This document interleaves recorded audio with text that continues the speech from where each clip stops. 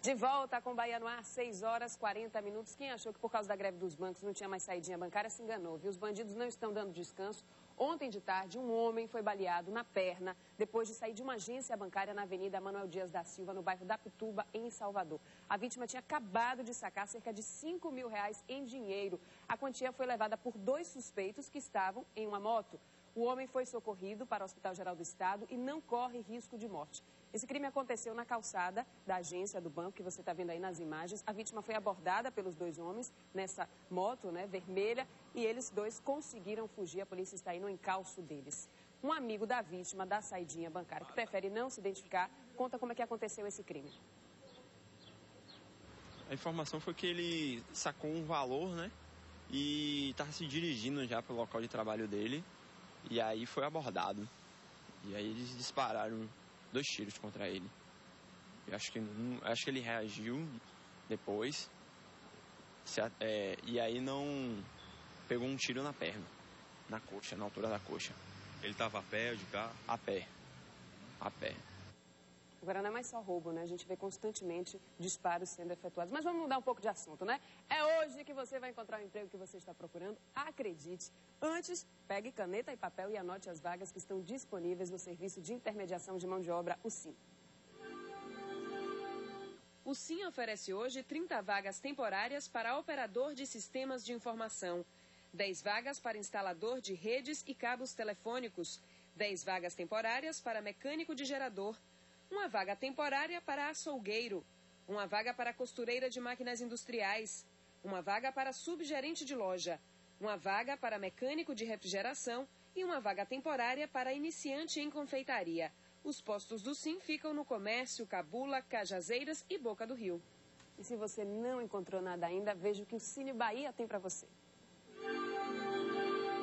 O Cine Bahia oferece hoje 4 vagas para atendente de lanchonete, 5 vagas para ajudante de padeiro, 10 vagas para costureira de máquinas industriais, 5 vagas para fiscal de loja, 3 vagas para mecânico de ar-condicionado e refrigeração, 7 vagas para operador de caixa, 150 vagas para operador de telemarketing, 20 vagas para repositor em supermercado. O Cine Bahia fica na Avenida ACM. Atendimento de segunda a sexta-feira, das 8 da manhã às 5 da tarde. E se nada te agradou, não desanime. Vá no nosso site itapuãonline.com e veja outras vagas de emprego, tá certo? Você que está cansado de gastar dinheiro para ter conteúdo de qualidade, navegar em alta velocidade, o R7 tem uma novidade para você, que é o R7 Banda Larga. Com ele você pode ter acesso à internet de alta velocidade sem pagar nada mais por isso. Se você tem Speed ou Oi Velox, escolha a sua operadora, peça o R7 Banda Larga, afinal gastar dinheiro não está com nada, não? Entre agora no r7.com e confira. E olha no quadro Caso Sem Solução de hoje, você vai conhecer uma história tão impressionante quanto cruel. É sobre a vida de Celeste Maria Vargas. Imagine que ela passou quase 7 anos presa, acusada de assassinar os 2 filhos, mas provou que era inocente, porque o verdadeiro assassino confessou os crimes. Essa história começou em 1984, no dia 11 de março. Celeste era uma mãe solteira, de 31 anos, trabalhava num banco, morava no bairro de Coutos, no subúrbio ferroviário de Salvador. Era domingo, por volta das 11 horas da manhã, ela resolveu levar os filhos ao shopping. A filha de 5 anos e o filho de 9 anos. Eles estavam querendo sair para passear. Foi aí que, segundo Celeste, 3 homens entraram na casa e mataram as crianças estranguladas. Ela chamou a polícia.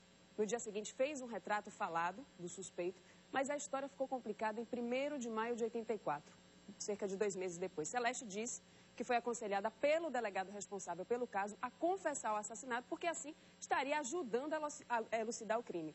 Celeste acabou presa em 93, quando já estava casada, morando em São Paulo. Durante a época que esteve presa, Adilson do Espírito Santo, conhecido como Radiola, que também estava preso, confessou o assassinato das crianças.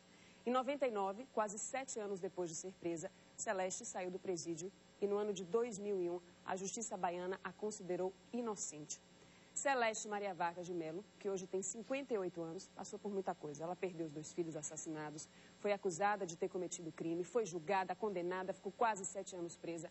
Ela só saiu da cadeia porque o verdadeiro assassino confessou o crime, mas depois de 27 anos, ela continua lutando contra a injustiça. Nós vamos conversar ao vivo com a repórter Luíse Calegari, que está ao lado de Celeste. Bom dia, Luíse. Conta pra gente como é que está a Celeste, por que ela continua lutando contra essa injustiça. Bom dia, Jéssica. Bom dia a todos. Quer dizer, Jéssica, quase 30 anos depois, né, dessa história toda, desse crime, de toda essa injustiça, a dona Celeste está aqui ao meu lado. A gente estava conversando agora há pouco, falando sobre a dificuldade que foi todos esses anos e enfrentar tudo isso. Por isso, hoje, ela pede, né, a justiça. Quer dizer, porque a justiça foi feita. A senhora já foi declarada inocente, em primeiro lugar, muito bom dia. Mas, na verdade, é um peso que a senhora vem carregando aí durante toda a vida com essa história, né, da dor, primeiro a dor da perda dos filhos, depois a dor de ser acusada de um crime que a senhora não cometeu. Bom dia. Bom dia. Realmente, eu tive muito sofrimento nesses anos todos e tenho tentado, assim, de uma maneira muito brava, muito guerreira, tentando mostrar à sociedade, porque eu fui condenada através da imprensa, através de júri popular e tudo. Consegui provar minha inocência, mas é como a velha história, você ganhou, mas não levou. A senhora passou com um nome aí durante todo esse tempo, um nome arrastado por uma história que a senhora não é culpada, né? Exatamente. Até hoje eu sou discriminada em alguns locais que eu vou. Eu evito falar de quem eu sou em alguns lugares, porque eu não sei a reação das pessoas.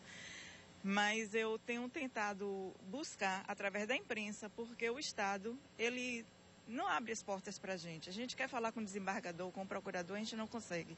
E só através da imprensa que a gente consegue isso.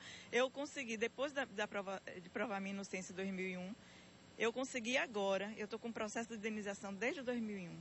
Agora eu consegui, através da Comissão de Direitos Humanos, que o governador Jacques Wagner, né, por ele ser um estadista, ele já fez um outro caso assim, parecido com o meu, ele fez um acordo. Então, foi proposto um acordo.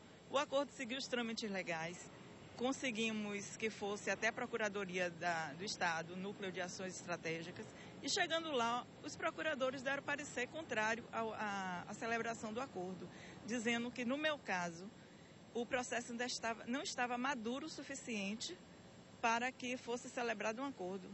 Quer dizer, o difícil que a gente fala, né, Jéssica, não é só uma indenização. Na verdade, a dona Celeste, ela teve todos esses anos, 30 anos quase da vida, ceifados por conta de uma injustiça. Ela não conseguiu emprego, ela foi presa, ela perdeu o tempo dela, que ela poderia estar estudando, progredindo, né, construindo coisas, com o tempo parado. Quer dizer, é uma indenização muito justa, porque não é só o nome que fica para trás, é toda uma história que a senhora deixa de construir, não é? É verdade. Eu tenho uma filha hoje e com essa filha eu tenho dificuldade, às vezes, de me apresentar como mãe dela, porque eu não sei a reação. Ela já sofreu muita discriminação por causa disso. E a minha vida em si, eu não tenho uma vida. Eu vivo fugida porque eu sou ameaçada de morte. Eu vivo de estado em estado. Eu estou aqui agora no estado da Bahia para resolver esse assunto. E eu vim através da imprensa, porque é um absurdo. Se fosse em qualquer país do mundo, eu não precisaria estar na imprensa pedindo isso. Então eu faço apelo aqui ao governador Jacques Wagner, que, pelo amor de Deus, ele tenha piedade de tudo que está acontecendo comigo, porque eu não tenho mais condições de lutar, eu estou doente, eu estou cansada, eu não tenho mais a quem apelar. É muito difícil, é uma situação muito difícil, dona Celeste. Ela trouxe aqui nas mãos, Jéssica, a gente vai mostrar aqui agora, uma carta que é para ser entregue ao governador, um pedido. E nós da Record Bahia, nós vamos nos comprometer a entregar essa carta ao governador, porque assim, pelo menos a nossa parte como imprensa, a gente vai tentar fazer sim. Mas a gente pede também ao governo, quer dizer, a dona Celeste está aqui ao meu lado, está muito emocionada, quer dizer, é uma situação muito difícil para enfrentar durante todos esses anos. Dona Celeste, além de tudo, também tem a dor, né, dona Celeste, da perda dos 2 filhos. Tem a dor da perda dos meus filhos, que a pessoa que matou, embora ele seja um serial killer, já saiu em publicação da Veja, já matou outras crianças, está preso por isso.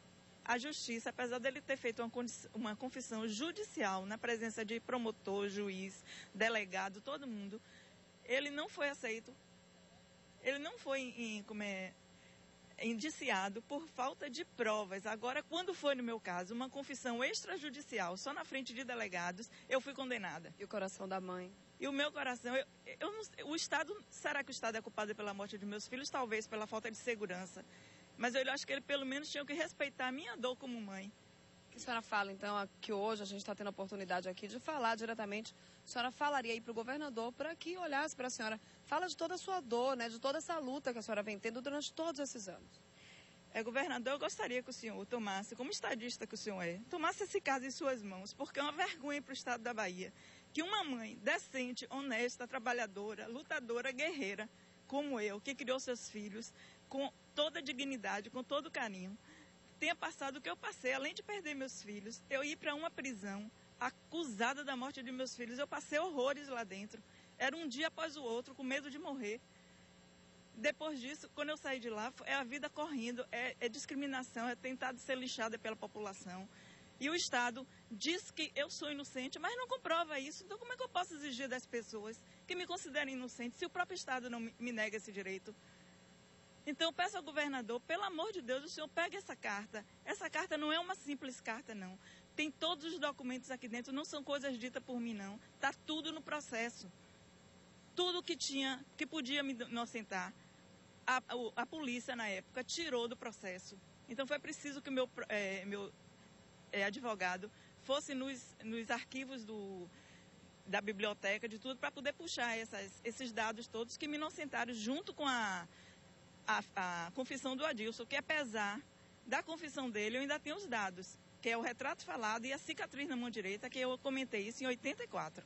A gente vê a força da dona Celeste, porque ela está aqui falando, os olhos marejados, e ainda assim ela tem força para falar, porque no fundo, o coração fica muito despedaçado diante de tanta injustiça e de tudo que aconteceu. Eu queria só, governador, que o senhor me desse, como estadista que o senhor é, o direito de chorar a morte dos meus filhos e de ter uma vida, e não ter que estar correndo, ter, como é que se diz? Dignidade e tranquilidade. Ter o risco de vida. Eu quero sair daqui de Salvador, eu quero cuidar de minha vida. Ok, dona Celeste, muito obrigada. A gente fica com essa carta e com o compromisso de entregá-la ao governo do estado. Muito obrigada e boa sorte para a senhora. Muito obrigada. Jéssica, voltamos ao estúdio. Jéssica, é com você.